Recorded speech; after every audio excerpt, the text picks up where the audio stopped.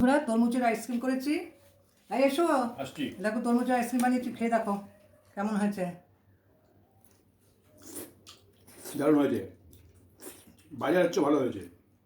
বন্ধুরা তাই তোমরাও তরমুজের আইসক্রিম বানাও, খেয়ে দেখো। 8 থেকে 80 সবাই পছন্দ করবে, দারুণ টেস্টি।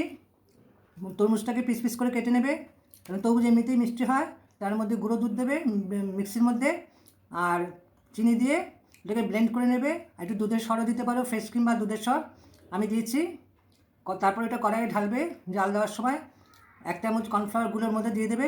তারপরে ঘন হয়ে এলে ওটা মোল্টের মধ্যে ঢেলে মিক্সিতে থেকে ঢেলে নেবে, নিয়ে এটা ফ্রিজের মধ্যে ওভারনাইটে রাখবে।